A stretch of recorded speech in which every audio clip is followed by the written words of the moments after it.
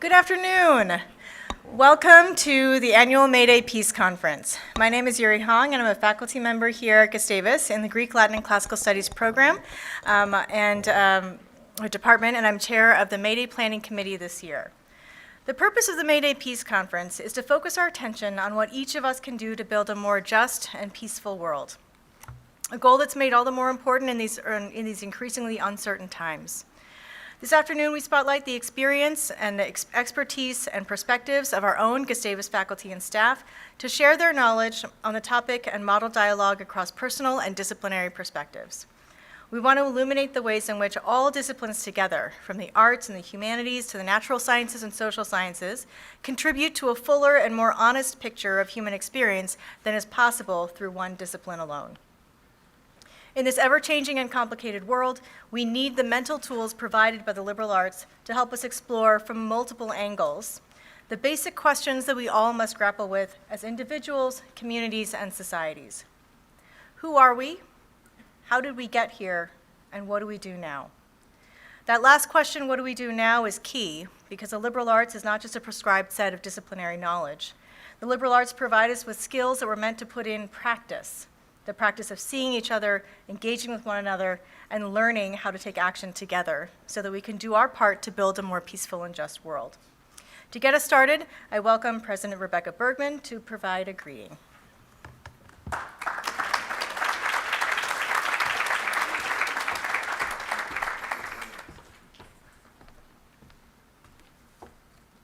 Thank you, Yuri, and welcome, everyone. As we launch into a topic that is centered in peace and justice, and particularly this word justice, one of our core values, I want to pause and briefly start with a land acknowledgement. Gustavus Adolphus College is located on the ancestral homelands of the Dakota people, whose spiritual traditions include the belief that this land, along with the creatures and people living on it, are their relatives. The Minnesota River and its watershed are sacred places. These waters and lands are interconnected with the Dakota culture, language, creation stories, songs, and ceremonies. As a college, we seek to honor Indigenous people and their communities by telling the truth about the history of our presence on this site. Over time and through sustained dialogue, we are building relationships and taking deliberate steps towards co-creating a better future for all. This annual MAYDAY Peace Conference was established at Gustavus in 1981 with funding from the late Florence and Raymond Sponberg.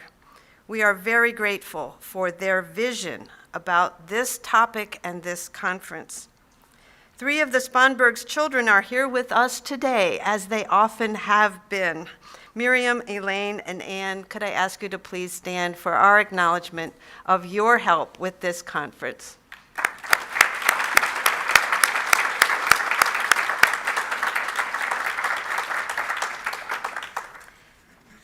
MAYDAY, of course, is the international distress signal used to indicate life-threatening emergencies. MAYDAY, celebrated on May 1st, is also International Workers' Day, honoring workers and commemorating the efforts of labor movements around the world. This year's topic, labor, the history of unrest and the struggle for justice, is a timely one as we face a world of increasing political uncertainty, global unrest, and technological change, all of which have a tremendous impact on our working conditions, our lives, and our ability to build a more peaceful society. So thank you. Even though it's not May 1st today, we are celebrating MAYDAY.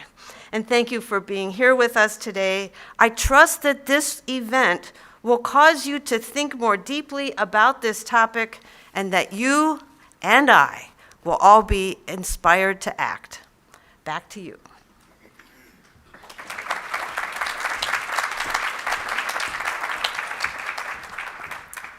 Thank you, President Bergman. This year's focus on labor is in honor of the late history professor Greg Kaster, who passed away unexpectedly last summer. Greg served as the MAYDAY Conference panel moderator in 2022. His research and teaching interests include labor history and the rhetoric of masculinity in 19th century labor movements. And his Learning for Life at Gustavus podcast explored the lasting influence of a liberal arts education on individuals' career paths, perspectives, and engagement with the world. And I just want to say, I know that Greg had a lot of influence on a lot of people in this room and many of those who are not. He had a huge impact on me in the reshaping of this event and thinking it through in terms of what it is today. So I just wanted to take a minute to appreciate him. The average American spends more time at work than with their family or doing anything else one might do with their day. Engaging in labor is one of the most deeply personal aspects of our lives. But where we work, what we do, and how we're compensated for that work, all are shaped by domestic and global forces far larger than ourselves. Understanding these dynamics and learning about how workers, past and present, have responded to and also shaped these forces will be crucial to imagining our own agency in relation to this issue. I'm happy now to welcome Professor Maddalena Marinari, professor in history, peace, justice, and conflict studies, and gender, women, and sexuality studies, to provide an entry point into this discussion.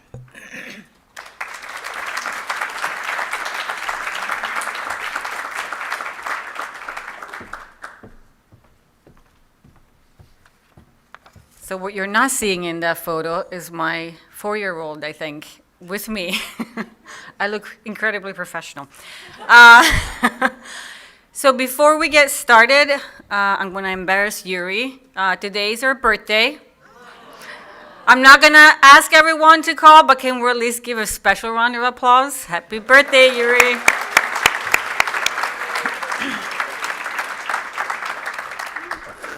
Okay, I am short too, so I'm trying to figure this out.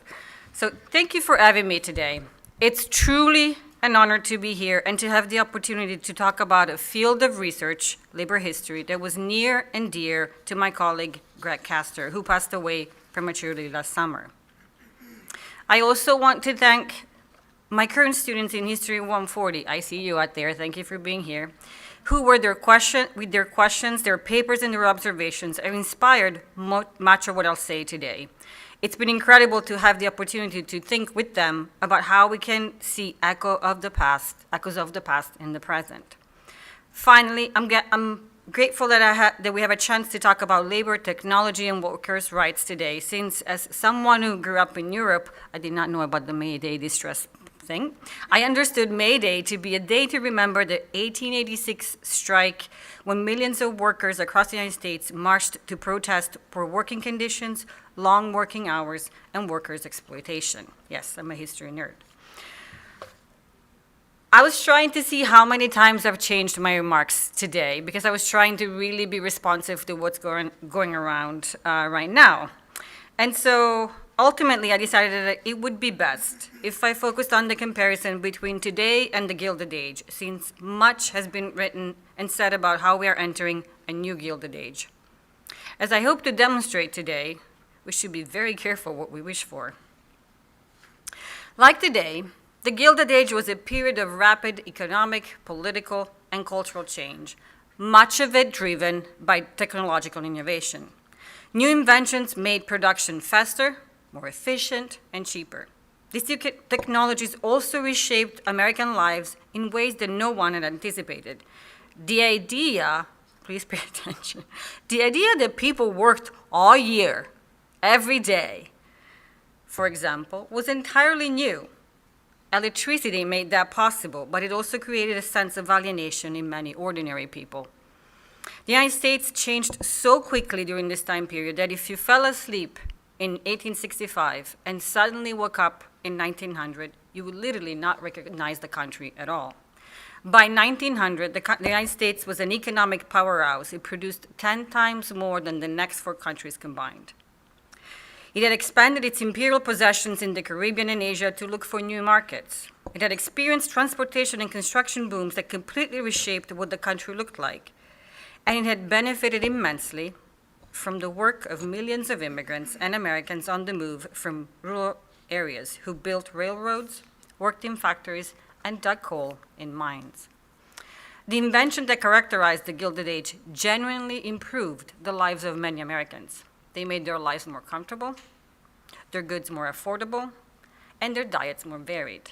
By the 1920s, many Americans had appliances in their homes that ordinary people in other industrialized nations would not have for another 20 years. Americans by the 1920s also lived longer. However, the Gilded Age had this name because it was also a fundamentally unequal period in US history. It was rotten underneath. The industrial growth that characterized this time overwhelmingly benefited what people at the time called the captains of industry, or less nicely, the robber barons. People like Andrew Carnegie, John D. Rockefeller, J.P. Morgan Chase, and Cornelius Vanderbilt accumulated incredible amounts of wealth. Their riches not only came at the expense of the millions of workers who toiled in their factories and businesses, they were also the result of their close alliance with Congress and the courts. With their money, these oligarchs influenced who was elected, which legislation passed, and which didn't, and who received services that we take for granted today, like, and I mean literally, trash collection, street lights, and even help from firefighters in case of emergency. Thanks to their money, they made sure that their businesses remained unregulated and that they could create monopolies and fix prices without suffering any consequences.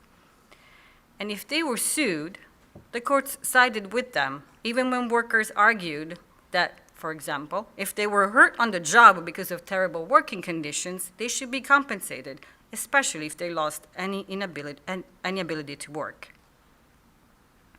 This period of profound inequality is also famous for inspiring one of the most effective grassroots movements in US history. Many ordinary Americans came together to push for economic change that gave workers and asked for workers better pay, better working conditions, and better working hours. They fought for a government that helped everyone, not just the powerful and wealthy. And they pushed for a society where people could live healthier, cleaner, and safer lives. Yet, these workers' efforts came with significant pushback and violence. In all the coverage of the Gilded Age today, it's interesting that there are so few mentions of all the strikes that ended in destruction, unlawful unrest, and sometimes death. One of the most famous examples, my students will remember this one, is the Homestead Strike of 1892 at Carnegie Steel in Pennsylvania. Workers were proud of the work they were doing. They loved contributing to the growth of the United States. Yet, Carnegie believed that their union's requests for better wages, shorter working hours, and more humane working conditions were unacceptable. In fact, he wanted to cut their wages, and he expected them to work more for less. While he was on vacation in Scotland stag hunting, he ordered his second-in-command, Henry Frick, not to give in and to teach them a lesson.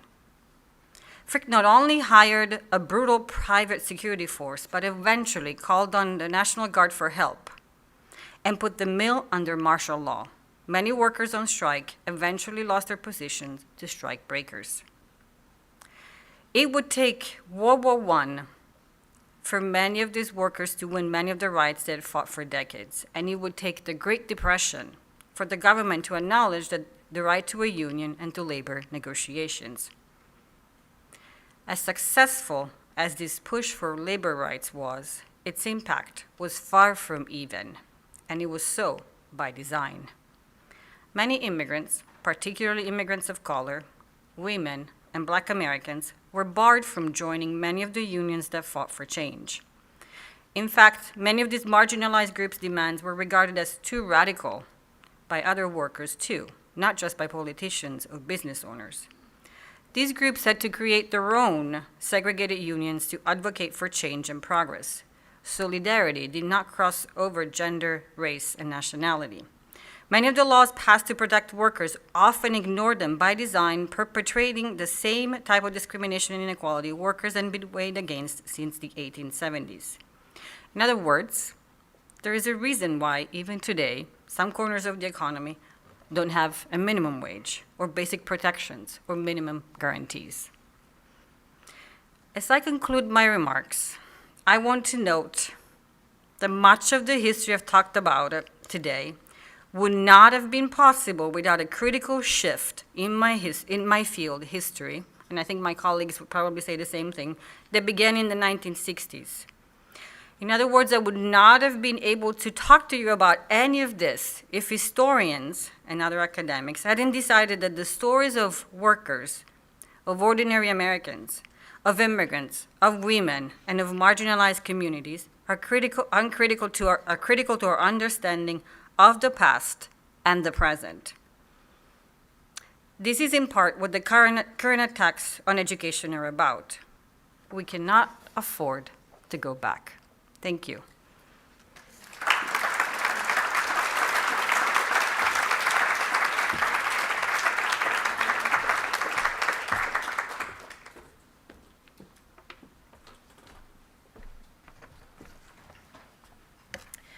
Thanks so much, Madalena, for that really great introduction. I now welcome the faculty and staff panel and Professor Tiffany Grabelski from the Environment, Geography, and Earth Sciences Department and Peace, Justice, and Conflict Studies program to moderate a discussion with our panelists.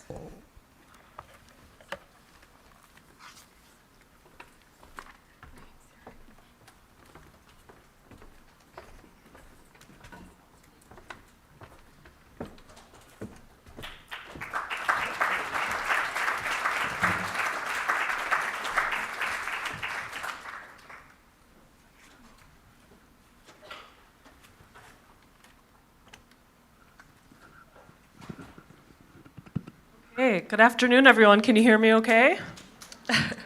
So I'm honored to be here on stage with these phenomenal people, humans, scholars, workers, and I want to wish everyone a happy belated International Women's Day, which we just celebrated, and a happy birthday to Yuri, and a happy International Workers' Day, which will come up, of course, on May 1st. We're just celebrating early and multiple times, which I think is great. We're going to talk about the keynote remarks in a moment, but first I just want to start with some introductions. So I would like each panelist to introduce yourself. Please share your who you are, your department or unit on campus, and how you're connected to the topic of labor from a professional perspective and or from a personal perspective. And I think we'll just go down the line. So whatever end wants to begin, please go ahead. Hi everyone, my name is Sarah Lahaski and I am an ethnomusicologist, which means that I study music in its political, social, and economic context. One really important idea that comes up a lot in music and labor studies is thinking about how the music industry can teach us something about the realities of the gig economy and freelance work. And that's because the music industry has relied on gig workers and freelance musicians for hundreds of years. Personally, my research does involve labor as well, labor and music in Argentina specifically, and a couple of projects that I've worked on lately with labor. One deals with the sort of large-scale music and dance productions in Argentina that celebrate the Grape Harvest Festival, and how that music, in turn, distracts tourists and listeners from the exploitative labor of the actual grape harvesters that are working in the grape farms simultaneously. And another project that I am currently working on is a recent law that was passed in Argentina that advocates for more work opportunities for musicians of marginalized genders. As a freelance musician myself, I have firsthand experience of the realities of the gig economy, and I also understand how society conflates leisurely activities and hobbies with the music profession. And I often hear that as being a concern for students that come to Gustavus who are really interested in music, but maybe their parents or a trusted adult has suggested to them not to major in music because it's not seen as a legitimate career. So those are some of the ways that my work intersects with labor. Good afternoon, everybody. My name is Hector Aguilar, and I'm the Assistant Director in Career Development, and super excited to be here today. And I feel like I was tricked. I thought they told me there was gonna be like 10 or 15 people here, so that's the only reason why I said yes. But no, again, super excited to be here with you, and I'm really interested to see the different topics and conversations that come up. And when asked this initial question about labor and how it relates to sort of the work that we do, I can go down a whole topics and conversations about the work that we do with students in the Career Center office, but I think I'll take probably a bit more of a personal approach, which is, as a man of color, I'm originally from El Paso, Texas, where 90% of people look like me, talk like me, have the same value or similar values, identity, cultural identity, and moving into different spaces, I have to constantly think, 'cause I feel like my identity and culture is intertwined with the labor and the work that I do. So it's always kind of present with how I present myself, how I interact, who I talk to. And so sometimes those are the conversations that I will have with students, especially if we have that shared lived experience. So again, super excited to be here today and welcome the great topics and conversation.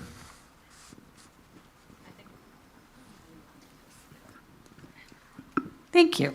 You've heard enough from me about me, but I will say two quick things. I mean, I'm an immigration scholar, and you don't understand U.S. immigration history unless you also do labor history, as my students from my immigration history class know. I see a few of them here.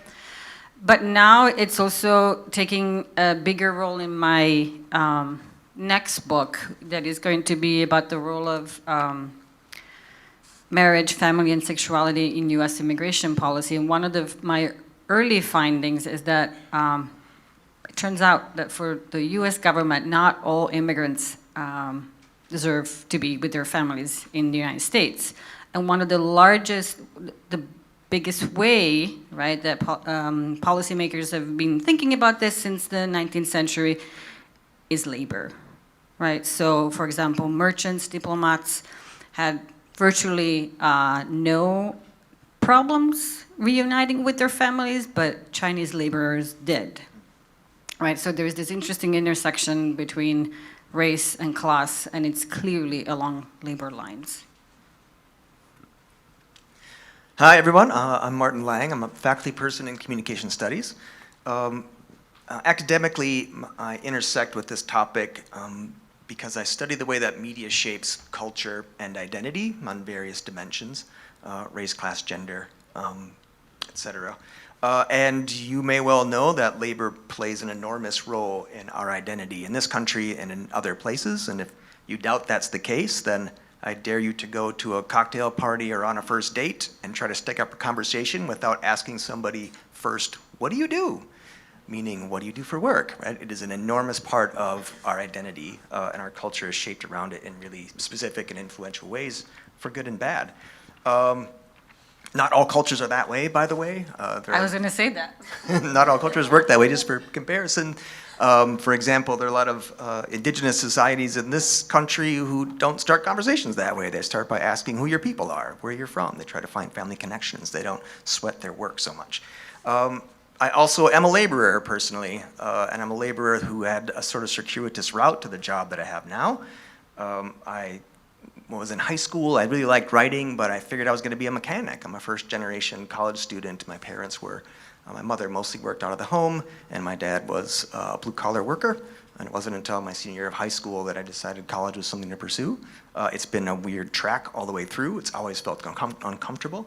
But I've also done jobs in the meantime as I worked at an airport throwing bags in airplanes.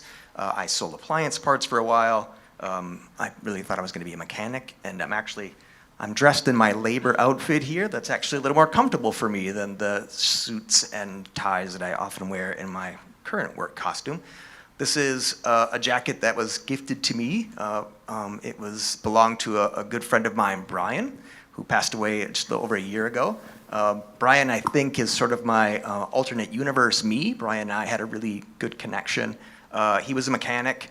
He lived across the street from me. We found lots of affinity on various things, and I think Brian was a person whose life resembled what mine might have looked like in a different way, and Like I said, I feel more comfortable in this, frankly, than the jacket I could have worn otherwise. I just learned today, by the way, that Brian also was a deep honorer of Labor Day. He, for a long time, insisted on Labor Day to sit on his recliner and make friends bring him beer so that he didn't have to work. He carried on with this tradition up until I think the demands of parenting interfered too much with his ability to keep it up. But so I'm thinking of Brian today.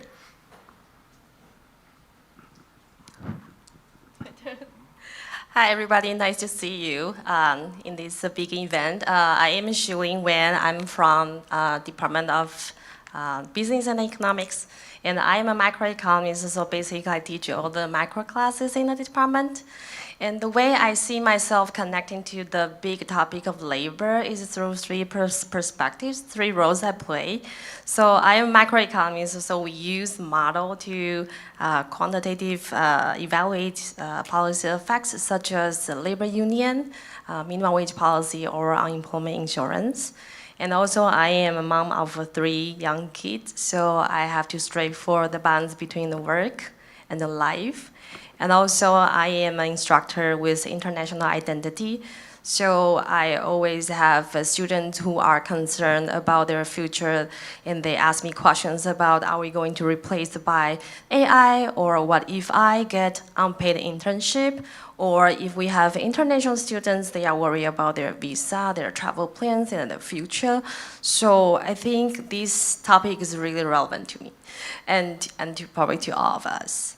And a little bit of story about myself. So I remember that when I was a college graduate student back in Taiwan, I found I had a passion and a strength in teaching.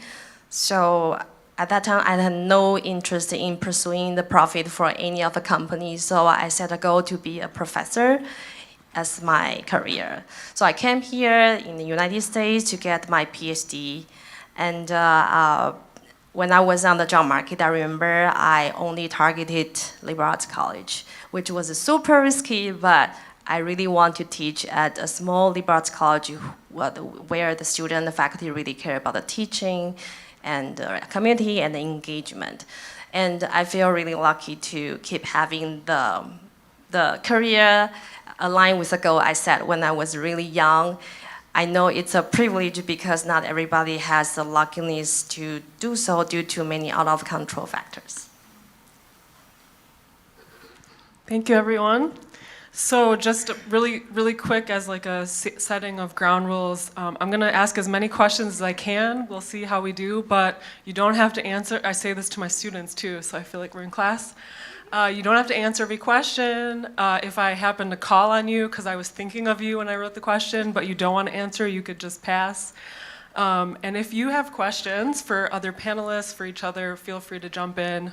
And feel free to let me know if you have something to say before I do move on to another topic. So I just want to start by allowing people to respond to the keynote remarks. I'll just reiterate that last sentence, we can't afford to go back. And I'll just also note that as an energy geographer, I'm struck by the energy transitions that underpinned all of the changes that you described and changed work. For example, in mining sectors, building the transportation infrastructure, that is also very much an energy geography story, and the fact that we have electricity means we can work 24/7, and many of us do. So, but yeah, any other responses to the keynote, or maybe questions or provocations for Madalena?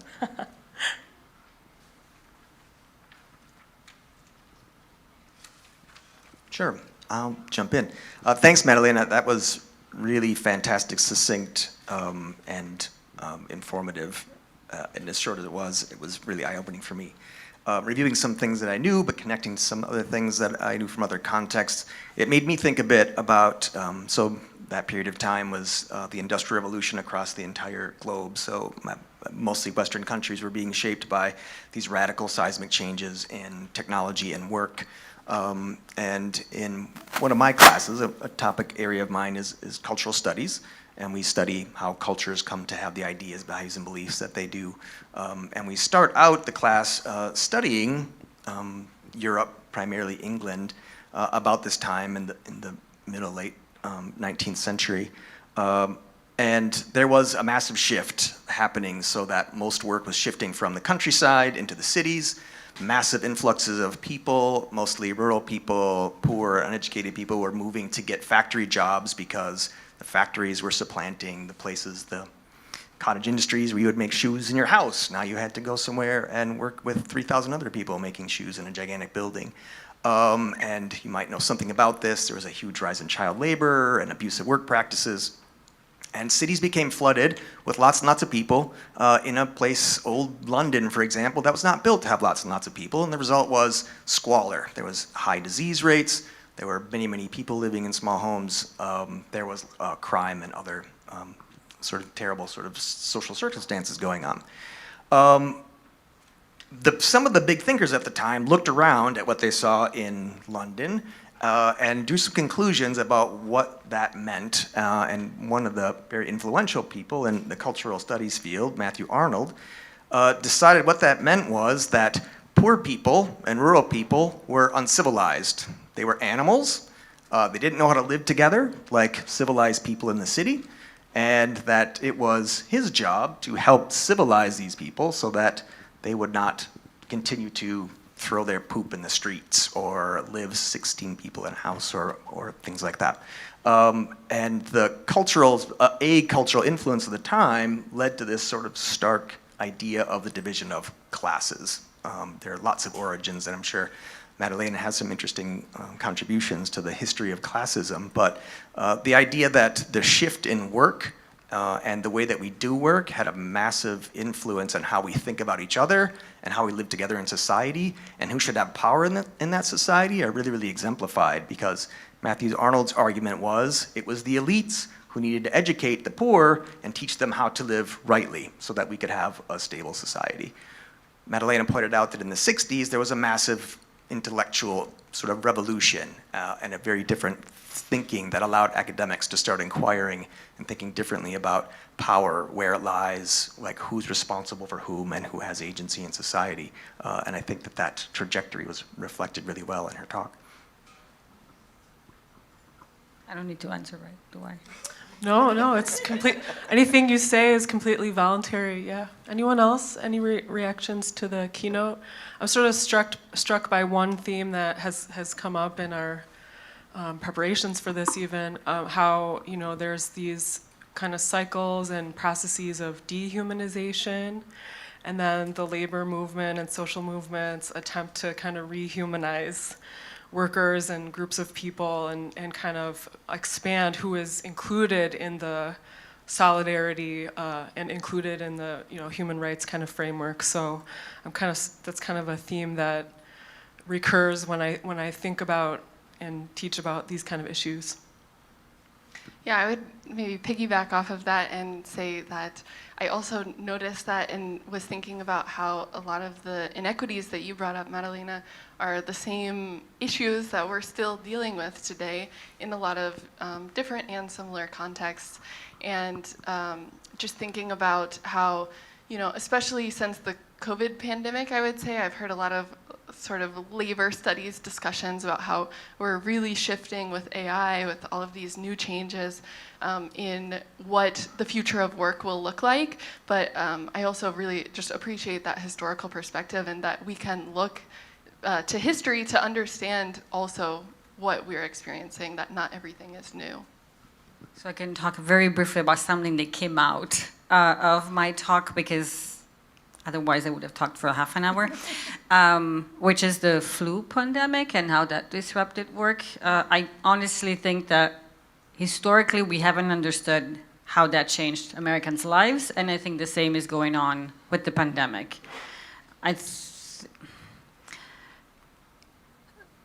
The Great Resignation, the strikes in the wake of the pandemic, were the first ones in about 75 years of that scale. Right, and I think there's a tension between what workers want, again, and what employers want from them, right? I think I was just reading before coming over here how there is this push now for everyone, even in the federal workforce, to go back to the office, And there's loads of complaints that the birth rate in the United States is declining.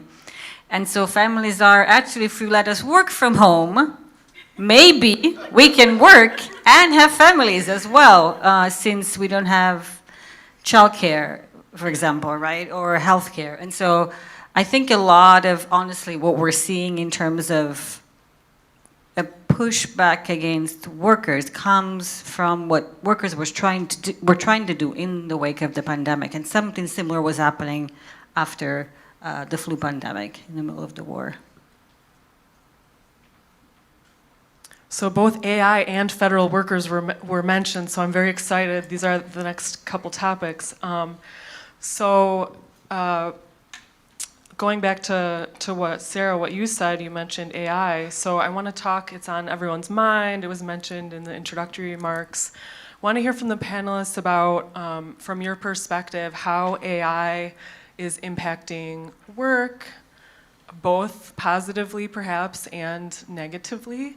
I know it's on our minds as instructors, as we assess students, it's on our students' minds as they're we're all learning these tools and whether and how to use them and their implications. So how is AI impacting work from your perspective?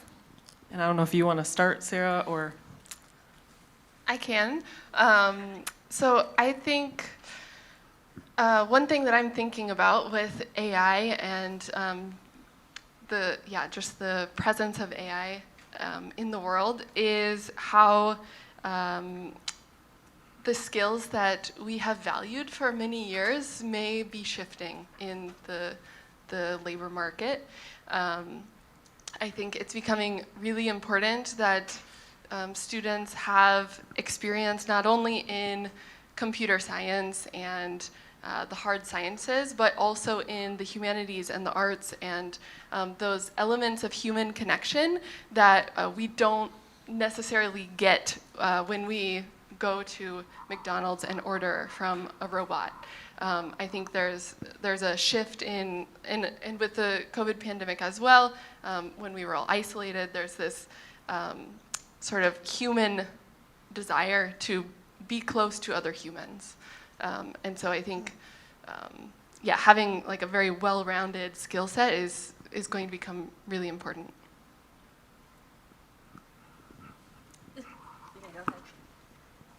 I think I could talk about a little bit the pros and cons of usage of AI from the macro perspective. So during the pandemic, because people got sick and we were not having enough of workers, so I think during that time, many people got sick, and because of the development of AI, so many of the industry could use the AI to, especially in the hospital industry, they could use that to manage the hospital, and I think that should be really beneficial to human beings.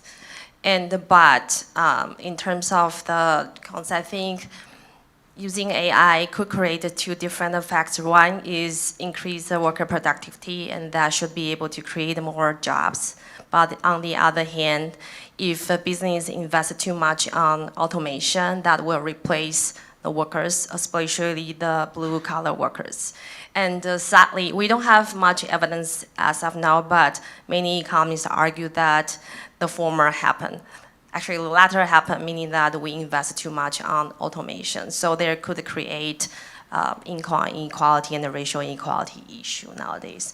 And if we heavily rely on technology, it will reduce the wages and eventually it will hurt the labor. Julian, could you say a little more about about the racial and class inequality that you described might be manifest? Right, so if we heavily rely on AI and we will use more technology-intensive work, and most of the time the blue-collar worker will be replaced, and they lose their job, that will be creating the income inequality, racial inequality issue. Yeah. So there's this interesting book written by Tricia Hershey that talks about rest as an act of resistance that I really thought about when thinking about this question in terms of how AI impacts us in labor and so more broadly, but even personally. So this idea the cliff notes of the book is essentially that we're, as working in a capitalistic society, we're a means to an end, right? And that our value comes in our productivity and what we produce. So this idea of the book and what she argues is this sort of rest being a way that we kind of rebel, so to say, or so to speak, to really kind of reclaim our humanity. So when I think of AI, I look for hopefully opportunities where we can use it and leverage it in a way that can really help us kind of reclaim our humanity, so to speak. And I guess from a personal standpoint, I guess the best sort of story that I would share is back to what I was talking about earlier with cultural and personal identity.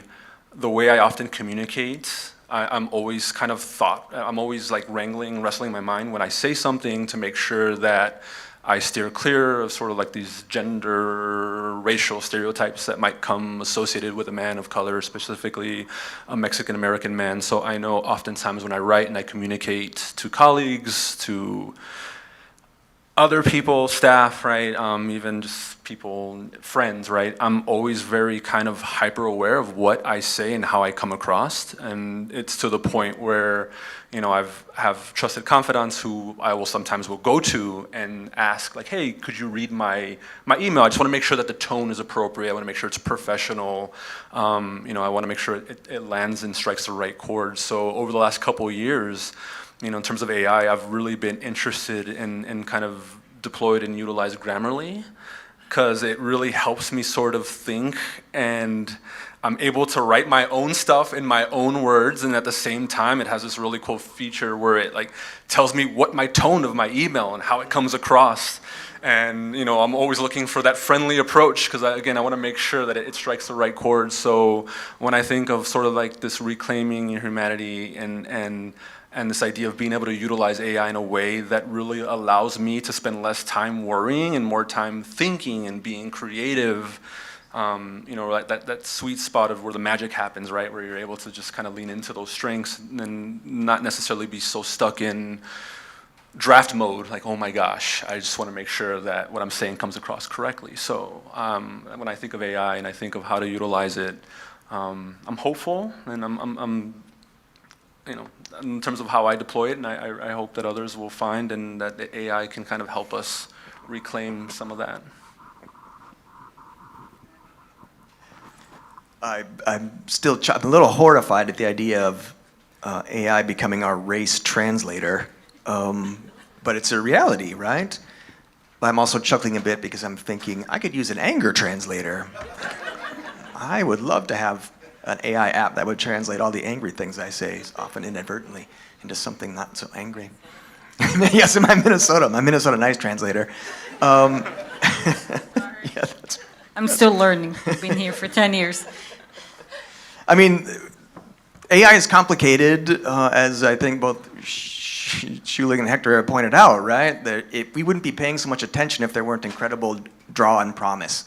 It has promise to revolutionize really important parts of the way we do our work. We had a bit of a chuckle. We had a gathering a couple days ago, and we're talking about this question AI a little bit, and somebody suggested it's got great promise because we'll have a lot of that sort of junky menial work we spend so much time on, we can just offshore to AI, and that will give us more time to do not work, right? And my immediate reaction was, no, that'll just give me more time to do the other work that I always feel compelled to do. I may be doing different work, but I'm not less likely to do less work. And maybe we'll circle back to the question of the culture of labor and how we are smart in making intentional decisions about our relationship to labor. But there is, I was thinking about nursing, for example. Nursing is an incredibly complicated job with a very diverse range of skills necessary to accomplish it. And I have 2 nurses in my family.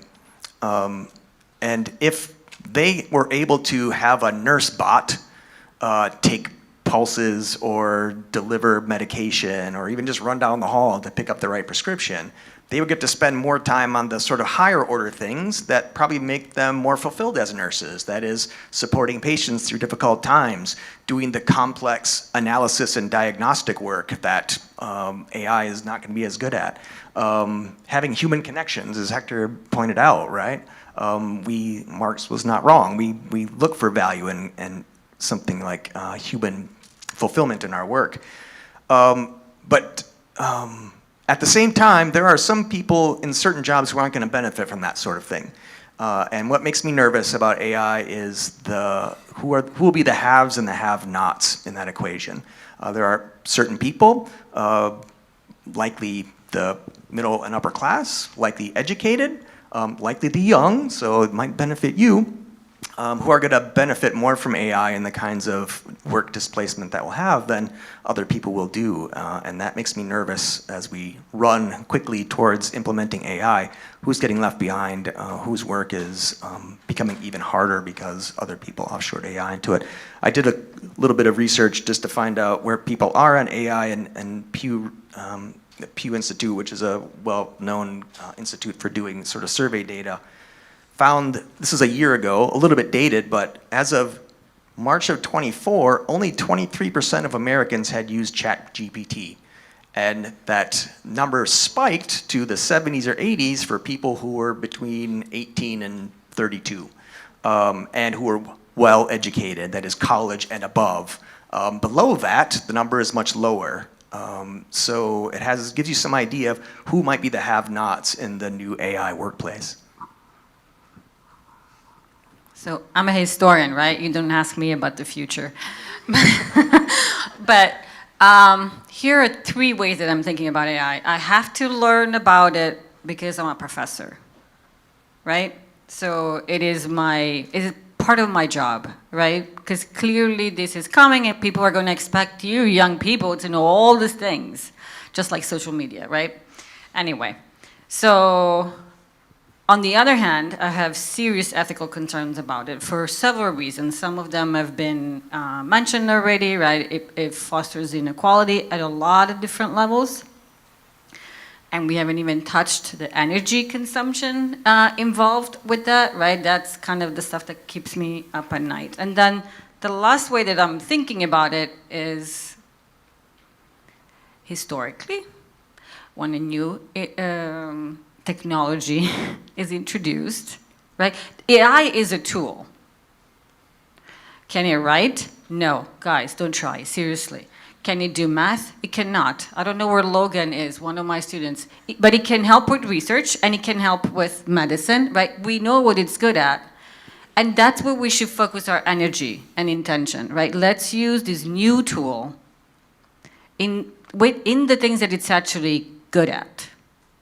Let us not use it for example, as it happened last week, where the LA Times said, we're going to have AI, both sides, every single article. It lasted a day because at one point, so if you read an article, right, that was critical of something, you could communicate with the AI chatbot on the side, and it would give you the other side of whatever you just read, except that by the end of the day, the AI tool was arguing for why we need a new KKK, right? And so they had to take it down. So AI is an opportunity, but it's fundamentally a tool. And historically speaking, we know that we need clear directions and boundaries when it comes to anything that's new, especially, as we've learned, when it comes to things that we do not fully understand, like AI, right? And so from my perspective, what we can do at a liberal arts college is to teach you to question, like we ask why all the time, right? We ask you to do research all the time. Those kinds of skills are only gonna be more necessary, not less necessary going forward, right? And so let's really go back to why we're here together, eager to learn, because if we don't do that, then we're not going to pay attention to how AI is perpetuating classism, racism, right? Because we're going to say, oh, my life is slightly better, so I don't care about what my neighbor's life is like, right? So these are like, I think about this too much, but I, as a historian, right, I see yet again, what I love about history is that there's an opportunity. Nothing is inevitable, right? Every time something new comes along, there are many different ways that we could do this. So we don't have to necessarily use something that is new to cause more harm. Can I add one more point? Do you have a quick comment? I do want to move us along, but go ahead. Right. So I think when we talk about the AI, my bigger concern is who trained the AI and how do they use the data? Are the data biased or not? Are they aware of unintended effects of using AI? Do they really know the trade-off between choices? So that's why I think we need really good persons to do the job, and that's why our liberal arts college students can be a really good candidate for this, because we are aware of all of these issues. And we talked previously about how you don't want a chatbot to resolve a conflict. You're just going to get spinning in circles, right? So things like those soft skills, conflict management, conflict resolution, is one example of how you still need those human kind of interactions and skills and kind of nuanced sensitivities. But I do want to kind of transition us. So AI, it's been established, is a very imperfect tool. It is being used to determine who is getting cut from the public sector in the US. So I want to just touch on the mass firings of US federal workers.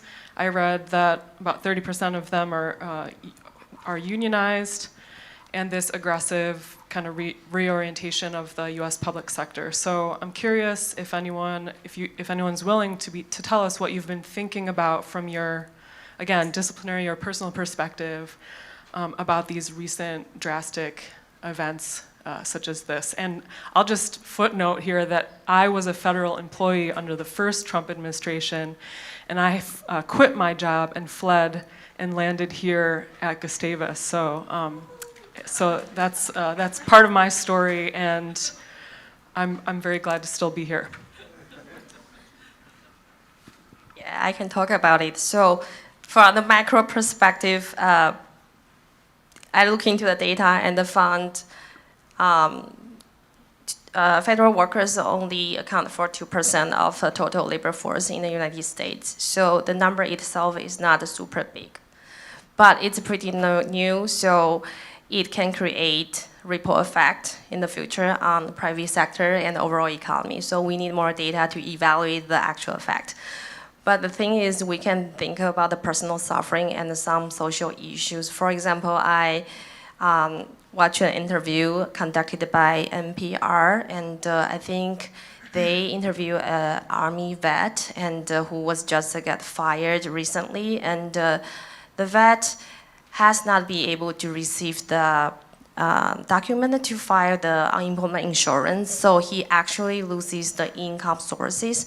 And with mass firing, it can take a longer time for this group of people to wait for their documents. So this is a pretty sad situation for them. And also, if we look into the composition of the federal workers, the average age in the federal workers is about 45 years old, which is slightly older than the average age in private sector, which means that this mass firing may hurt older people more than younger people. And also 20% of the federal workers are Black African American people, and because of their social econ disadvantage, I wonder if it can be really challenging for them after they got fired, whether it can be really challenging for them to find a different career in the future. So there is serious income inequality, racial inequality issue appearing that deserve our attention.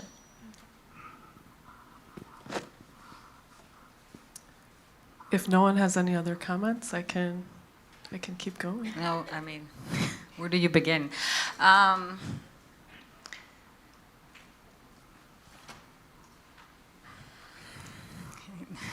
trying to be more Minnesotan and less Italian.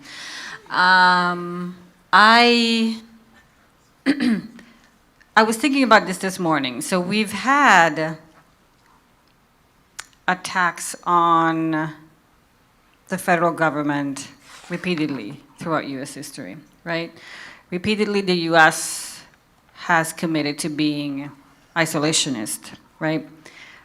Repeatedly, the U.S. has seen a backlash against the expansion of public education and higher education, right? I think what's different this time is that all of these things are happening at the same time, right? So my students know I hate the word unprecedented. If I had to use it, this is where I would use it, right? That you usually have had attacks on one of these three big pillars since the founding of the country.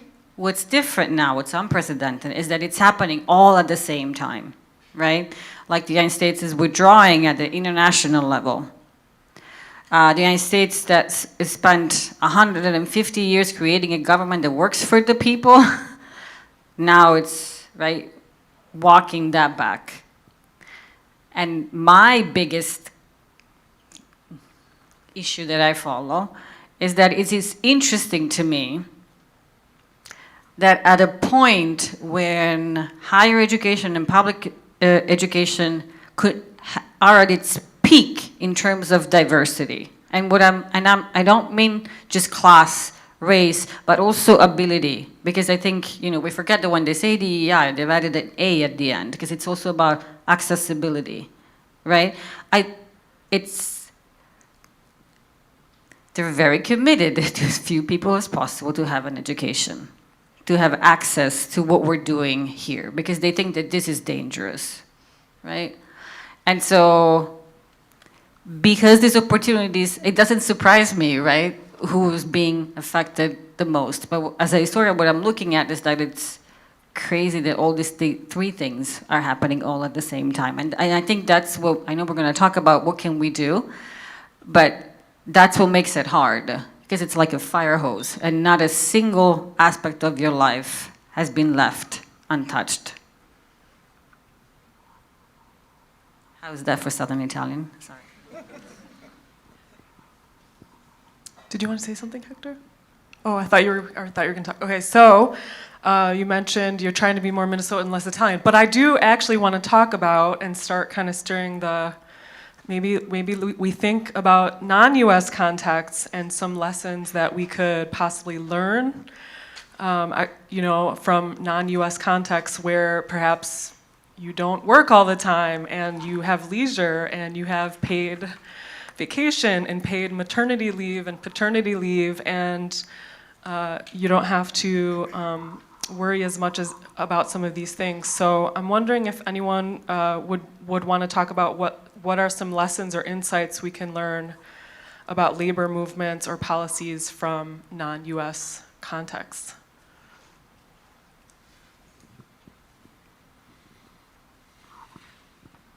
I'll start a little bit. I fell down a rabbit hole today thinking about this question a little bit. And thinking about U.S. culture's attitude towards labor and unionization and claiming our labor and workers' rights. And we have a long and storied history to which Madalena alluded of workers' advocacy and resistance to oppression of workers in history. That I think has tailed off recently. There has been a kind of shift, and we can point to very recent history to things like the right to work acts that are passed in various states that made a radical change to labor union laws that make it essentially much harder in many states for labor unions to exist and advocate on behalf of workers. Other countries haven't gone that direction. I was really, I've been on a general strike bent lately, and a general strike is a strike where workers in a society sort of unite across fields and disciplines and careers, often organized by unions but bought into by workers in general. Essentially, the goal is for everybody who is a laborer to walk off the job, to protest the treatment that they're having and remind society that labor matters.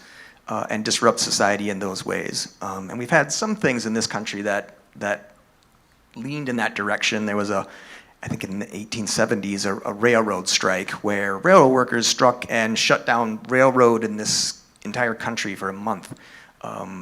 It was a massive disruption, as you can imagine. France, in the late 60s, had a general strike where 11 million workers walked off the job at some period over the course of about a month. 11 million workers. So you would show up to the bank and it would be one person maybe keeping the door open or not. This caused, as you might imagine, major disruption to things like trash collection. Airports were closed down. Police, there were riots and other violence, so police were very spread out. Everyone's life was affected in some way by a general strike when they showed up to do the thing they thought they could do and nobody was there to help them do it anymore. It made a very stark point about labor and the role of workers.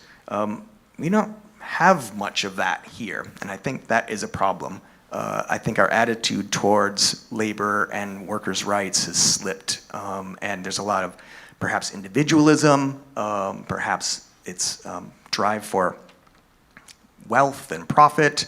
There are lots of factors that are contributing to it, but when I think about this question and where we are and what we might learn from other countries and cultures, that's an important one. I think we've lost our grip on how we advocate for ourselves to have the kind of labor that we want.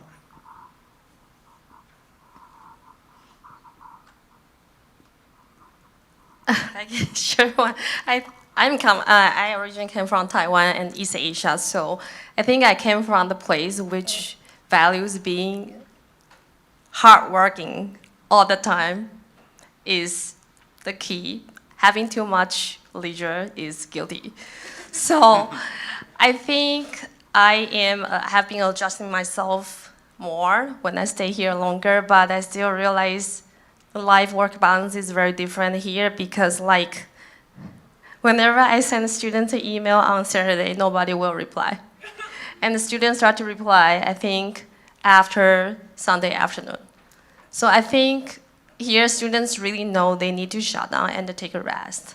And I remember when I was in graduate school, and in our department, we had 2 Korean professors, and one of the professors canceled one of the class, and so she tried to make it up on Saturday, and all the Asian graduate students really appreciate that because they think, oh, the professors really spend their weekend on making up the classes, but one of the American classmates told me that was not healthy.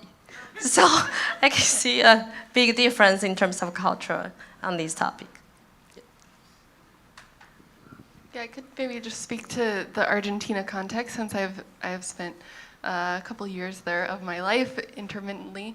And I was really struck after growing up in the US and studying in Argentina by that sort of the other extreme that Chuling is talking about, that professors would take days of rest during class days, and I would show up to class and everyone would just know that there was no class except me, and it was fine, and it was super relaxed and laid back, and it really went against everything that I grew up with, and forced me to really think about how people spend their life and when people rest. And Sunday is such an important day in Argentina because it's family day and everything is closed and everyone spends time with their families. And so as a foreigner, that day was very hard for me because there was nothing for me to do, nowhere for me to go unless I was invited to one of these family events. But I also noticed how the levels of stress are just so much lower. The connections to family, the connections that human experience is so different than what I had experienced in the US.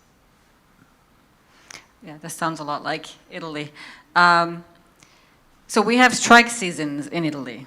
And my American friends always complain that the train is on strike, and it's like it's supposed to be disruptive, otherwise they're not negotiating effectively. It's August and October, in case you're interested. But I also remember when I was in Germany during my sabbatical, I sent an email on a Friday afternoon, and somehow the chair of the department found out, and it's like, that is inappropriate. You do not work during the weekend, you do not reply to students, right? I mean, so they're very much, and they're very German about it, there is a clear division between work and your personal life, right? At 5 o'clock, you're done. And it was an expectation on the part of everyone. The other thing that I think is different, so I would see, I compare my life to my sister's life. She has, for example, she has 2 kids, right? She spends 0 money in childcare because everything is free. I spend 1/3 of my salary. Don't ask me about summer camps. It's if there's one hated word that I hate, is that one.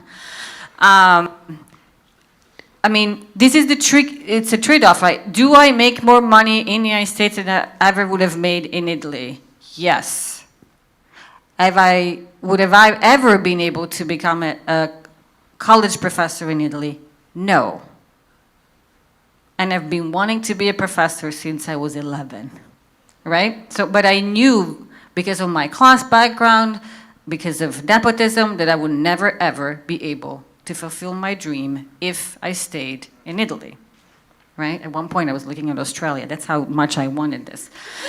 But, right, my sisters, both of them, one of my sisters hasn't received a raise in 10 years, but she's a lot less stressed than me. She gets a ton of days off. She goes on vacation 3 times, and I have to convince my husband that 2 weeks is okay. What is up with these Americans?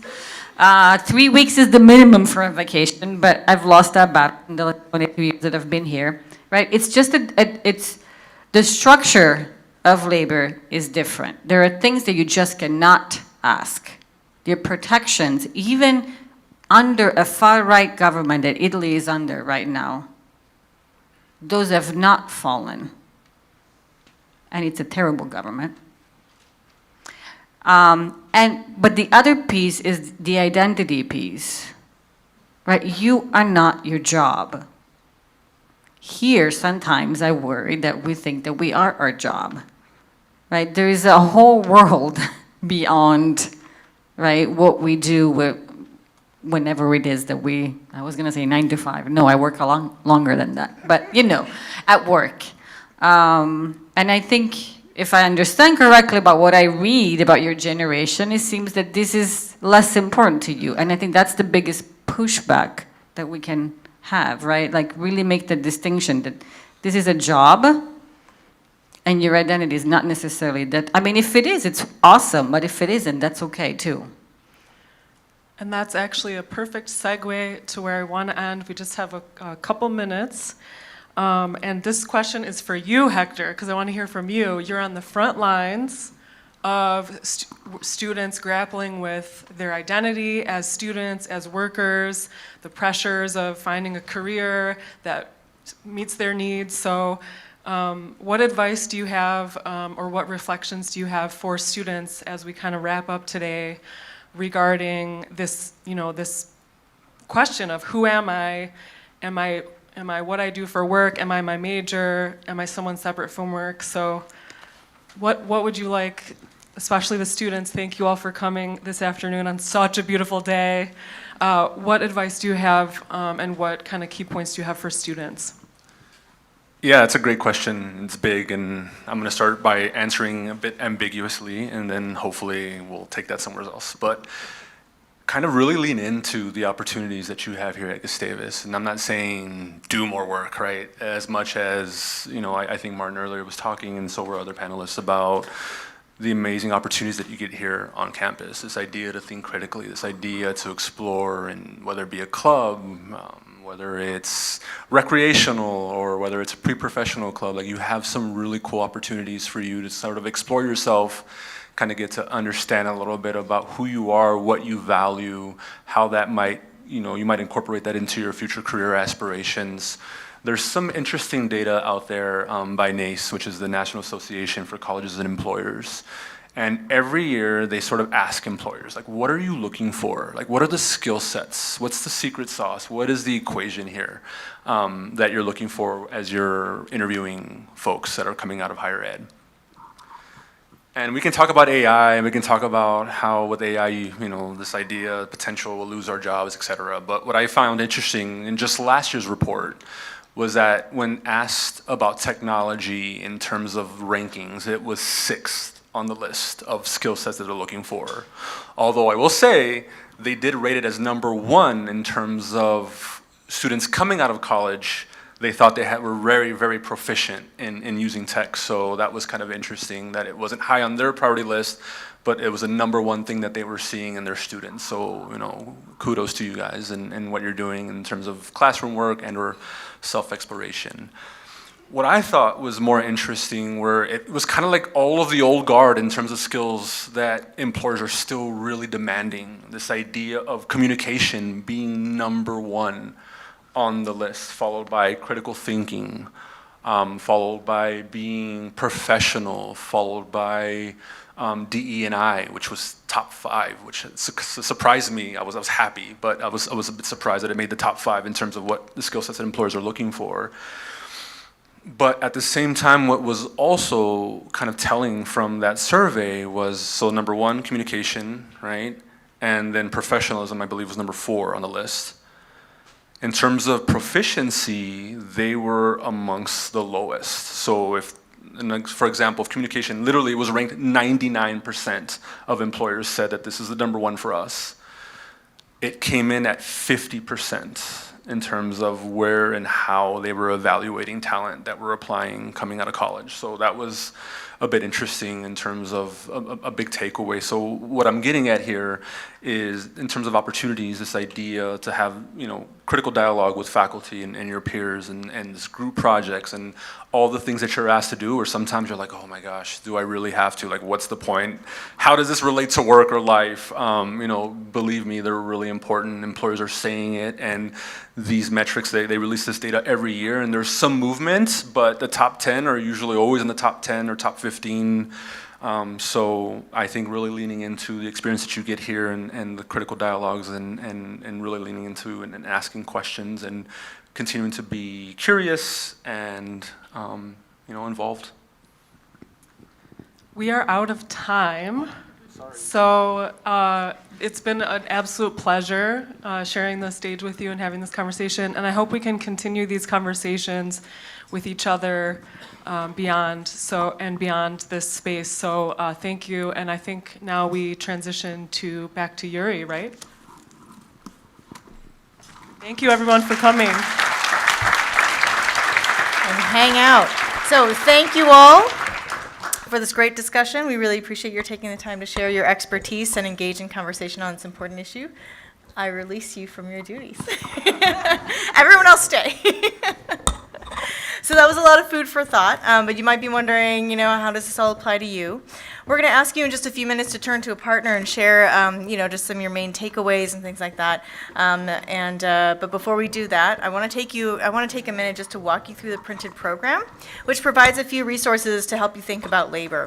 And you'll notice on the screen here that there's a QR code for a feedback survey where you can let us know your thoughts about this program, and feel free to take this survey now while I walk through the program, which you might have been looking through.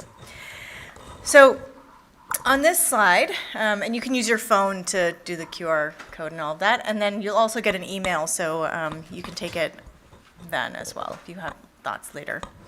So you'll see on this slide, there's a timeline of a few big moments in labor history in the United States.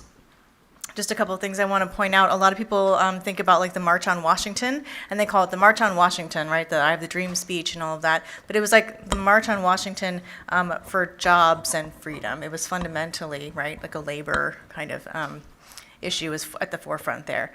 And on the next page, you'll see a visualization of the ways that labor is connected to and influenced by so many issues, right? So the environment, mental health, gender roles, global politics, right? All kinds of things. It was really a challenge when we were trying to put together this program to figure out like, what do you lift up? It's connected to everything, every aspect of our lives, and anything that happens in the world has an impact on labor and the way that we think about it. And so there's lots of really cool ties there.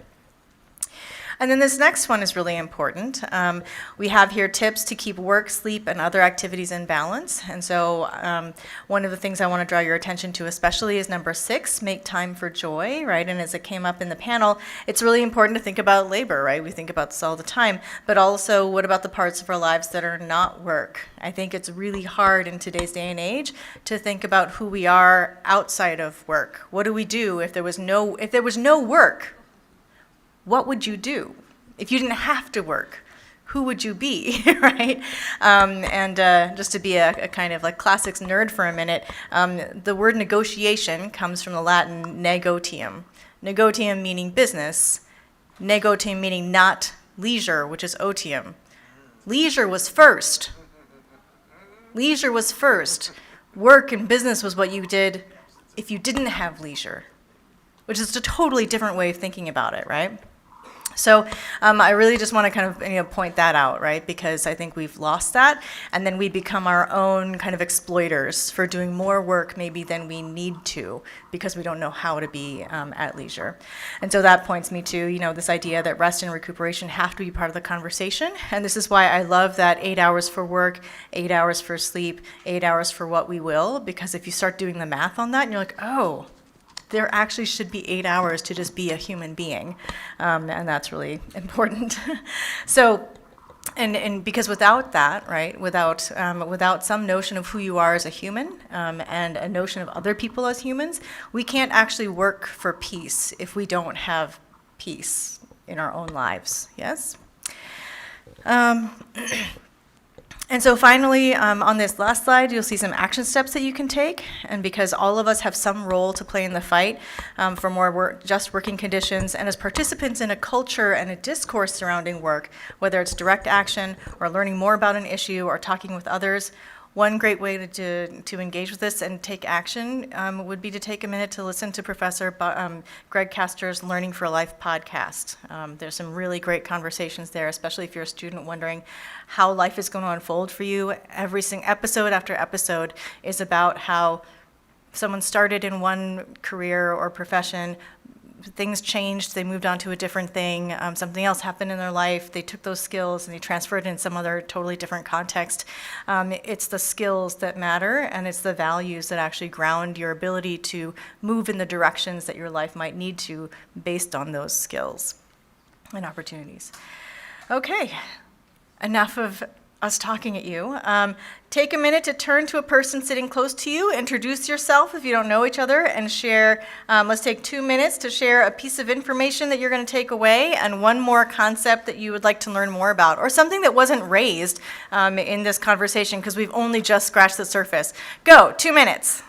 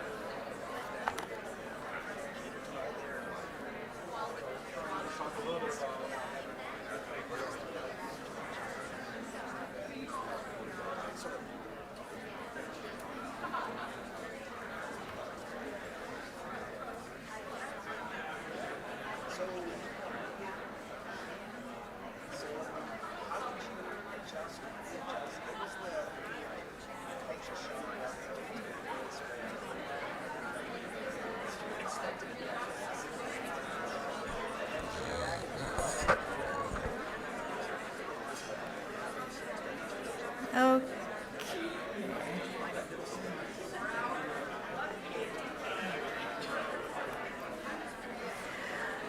Okay. I hate to break into your conversations. It just goes to show there's so much more to say on this topic. I hope you had a good discussion with people sitting near you. And before we go, I just want to say a special thank you again to the Sponberg family for your generous and ongoing support of the Mayday Peace Conference.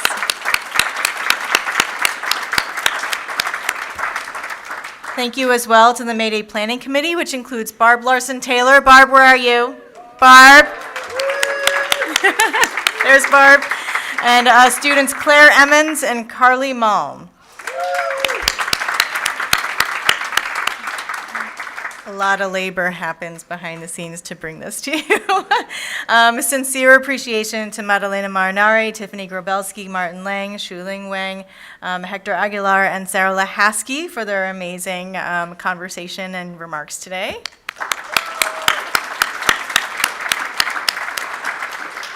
This afternoon has been recorded and will be archived on the Mayday Conference website, so please share the link with anyone who missed this opportunity today. A more just and peaceful world begins with us, our community right here. There are a lot of forces right now of dehumanization, telling us that our labor doesn't matter, that we don't matter, that we are waste. We need to reclaim our humanity, being together with other people, making connections, seeing each other eye to eye, and saying words to one another, appreciating and seeing other people's labor that might not be visible. That's the way that we start to fight back. Our community begins here. You've practiced already in strengthening in this community by watching other people talk, by engaging in conversation yourselves. I release you now to continue to do this work. Thank you so much for taking the time to be together.